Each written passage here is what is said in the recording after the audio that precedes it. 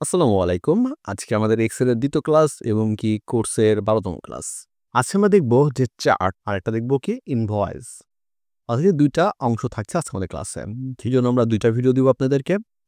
যে একটা চার্টের উপরে ভিডিও থাকছে। চার্টটা আমরা দেখাবো টেম্পারেচারের উপরে এবং কি চার্টের আনুষ্ঠানিক কাজগুলো দেখিয়ে দিব আপনাদেরকে। আরেকটা থাকবে কি যে হচ্ছে ক্যাশ মেমো কিভাবে তৈরি করতে হয় বা ক্যাশ মেমোর আরেকটা নাম আছে কি ইনভয়েস। এই দুটো ভিডিও পাচ্ছেন আপনারা। তাহলে প্রথমটা আমরা চার্ট দিয়ে শুরু করি। চলে আসলাম চার্টে। তো চার্টটা কি হয় এরকম হয় দেখতে। আমরা এটাকে ডিলিট করে দিচ্ছি। এটা কিভাবে তৈরি করতে হবে সেটা দেখি আমরা ফার্স্ট। আমরা এখানে টেম্পারেচার নিয়েছি যে হচ্ছে ৭ টা দিনের নাম নিয়েছি এবং ৭ টা দিনের টেম্পারেচার নিয়েছি। সাপোজ একটা সপ্তাহের আমরা টেম্পারেচার সংগ্রহ করেছে।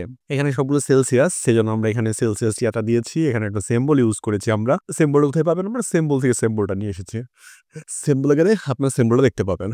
একটু খুঁজলে সিম্বলটা পেয়ে যাবেন। বিভিন্ন ধরনের সিম্বল আছে এই যে সিম্বলটা। এখন আমরা যেই টেবিলটার উপরে চার্ট বানাবো সেই টেবিলটাকে আমরা সিলেক্ট করব। সিলেক্ট করার পরে আমরা রিকোয়ারমেন্ট চার্টে যাব বা এখানে অনেক ধরনের চার্ট দেখতে পাবো। ইনসার্টে যাব, ইনসার্টে গিয়ে অনেক ধরনের চার্ট আমরা দেখতে পাবো। বা রিকোয়ারমেন্ট চার্টে ক্লিক করব। রিকোয়ারমেন্ট চার্টে ক্লিক করলে তারা আমাকে বুঝায় দেবে আমার যে ডকুমেন্টটা আছে বা আমি যে ডেটাটা তৈরি করেছি, এইখানে আসলে কোন ধরনের চার্টটা দিলে বেটার হবে।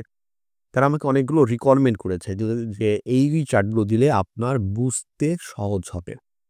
আপনি যে ডেটাটা সাজিয়েছেন সেটা বুঝতে সহজ হবে। তাই এভাবে আমাকে বুঝিয়ে দিয়েছেন। আপনার কাছে যেটা ভালো লাগে সেটা নিতে পারেন বা আপনার যদি স্পেশাল কোনো চার্ট উল্লেখ থাকে বা আপনার কাছে ভালো লাগে সে ধরনের চার্টও আপনি এখান থেকে নিতে পারবেন। তো আমার ১ম চার্ট যেটা আছে এটাই ভাল লাগলো। তাহলে আমরা এটাই নিলাম। আমাদের চার্টটা চলে আসলো। চার্ট আসার পরে আমরা এখানে বুঝতে পারবো যে আসলে চার্ট দেখলে আমরা সহজেই বুঝতে পারবো আসলে যে আসলে কিরকম ডেট মানে কিরকম তাপমাত্রা ছিল আমাদের গত ১ সপ্তাহে সেটার উপরে। এখানে আমরা বিভিন্ন ধরন দেখতে পাবো। যখন আমরা চার্টে ক্লিক করব এখানে চার্ট ডিজাইন এবং ফরম্যাট থাকবে। তো এখান থেকে আমরা বিভিন্ন স্টাইলে সিলেক্ট করতে পারবো যে আপনার আসলে কেমন ধরনের স্টাইলটা ভালো লাগছে চার্টের উপরে। সেটা আপনি এখান থেকে সিলেক্ট করে নিতে পারবেন। তারপর এখান থেকে আপনি কালার চয়েস করতে পারবেন যে এরকম না কালার আমি এরকম কালার চাচ্ছি সেটা এখান থেকে আপনি চয়েস করে নিতে পারবেন। এখানে অ্যাভেলেবল অনেক কালার দেওয়া আছে।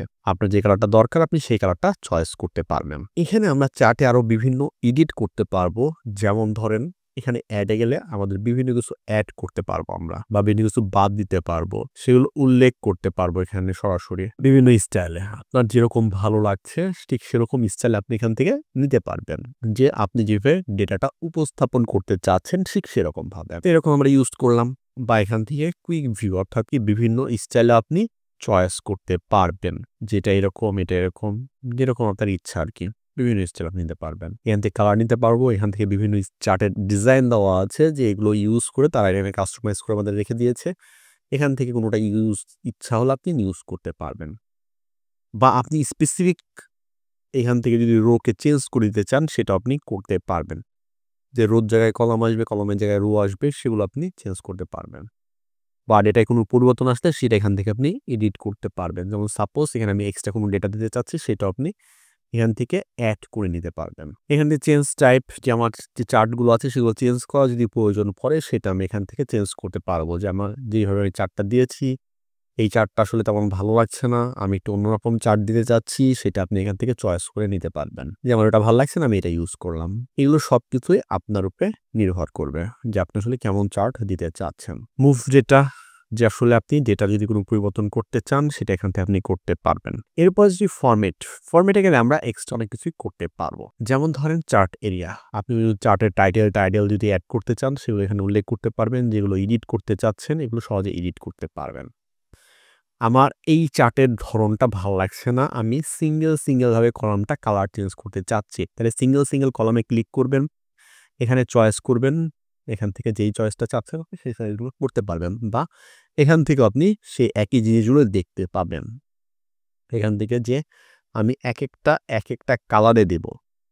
তাইলে আপনি সিলেক্ট করবেন, কালার চয়েস করবেন যে আমি একেকটা কালারে দিচ্ছি। যেটা আপনার কাছে বেটার মনে হবে সেইভাবে আপনি সাজাতে পারবেন। আপনি গ্রেডিয়েন্ট দিতে পারবেন, আনুষ্ঠানিক যেকোনো কালার আপনি চয়েস করতে পারবেন। এই যে অ্যাজিওর বা কোনো এডিট করতে চাচ্ছেন, কোনো ইফেক্ট দিতে চাচ্ছেন সবকিছু এখানে আপনি করতে পারছেন। কোন ইফেক্ট ইউজ করতে চাইলে সেগুলো করতে পারবেন। অর্থাৎ কি আমরা ওয়ার্ডে যেরকম শেপের ব্যবহার করেছিলাম ঠিক শেপ অনুসারে আপনি এখানে কাজগুলো করতে পারবেন। চার্টের মূল অংশ হচ্ছে এইটুকুন যে কীভাবে ডাটা এন্ট্রি দিবেন আপনি, সেটা থেকে কীভাবে চার্ট তৈরি হবে সেটা নির্ভর। এইটা সম্পূর্ণ আপনার চার্ট। এখন সব ধরনের চার্ট কিন্তু সব ক্ষেত্রে কার্যকর হয় না।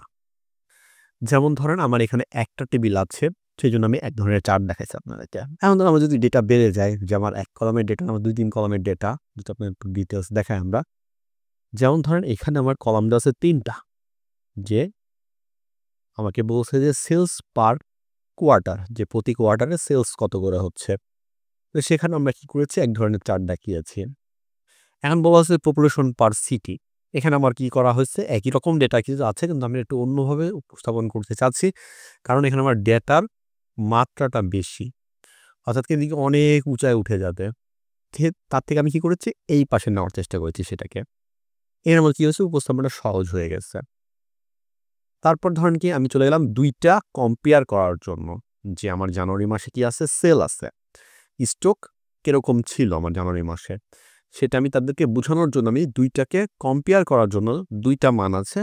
আমি ২ টা লাইন স্টেক চার্ট ইউজ করেছি। এতে কি হয়েছে আমার বুঝতে সুবিধা হচ্ছে যে আসলে কোন মাসে কেমন ছিল। যেমন আমার ১৯ সালের থেকে আমার ২০ সালে কি হয়েছে সেলস বেশি হয়েছে, বা সেলস প্রাইসটা বা স্টক প্রাইসটা বেশি হয়েছে। আমি খুব সহজে একবার তাকালে সেটা বুঝতে পারছি। কত পরিমাণে বেশি হয়েছে সেটা পরের কথা। কিন্তু আমার বেশি হয়েছে সেটা আমি এখানে বুঝতে পারছি। এর ২ টা আমি কম্পেয়ার করার জন্য কি করছি আলাদা ধরনের একটা চার্ট ব্যবহার করেছি। বা যদি ধরেন আমি কি করছি পুরা একটা ইয়াকে উপস্থাপন করার জন্য যে কতটুকুন অংশ নিয়ে তারা কাজ করছে সেইটা আমরা এখানে কাজ বোঝার জন্য সেটা এখানে আমরা কাজ করেছি। যেটা কিন্তু আপনাদের আমরা ইয়ার ক্ষেত্রে বুঝিয়েছিলাম। এমএস ওয়ার্ডে চার্ট দেখিয়েছিলাম। ঠিক চার্টেও কি হয়, এক্সেলও কি হয়, একই রকমই বিভিন্ন ধরনের চার্ট হয়ে থাকে। আশা করি বুঝতে পেরেছেন চার্টের ব্যবহারটা। আর আরেকটা বিষয় থাকছে সেকেন্ড ভিডিওতে। তাহলে ১ম ভিডিও এত দূরই। পরবর্তী ক্লাস পর্যন্ত সুস্থ থাকবেন, ভালো থাকবেন এবং আমার জন্য দোয়া করবেন। আসসালামু আলাইকুম।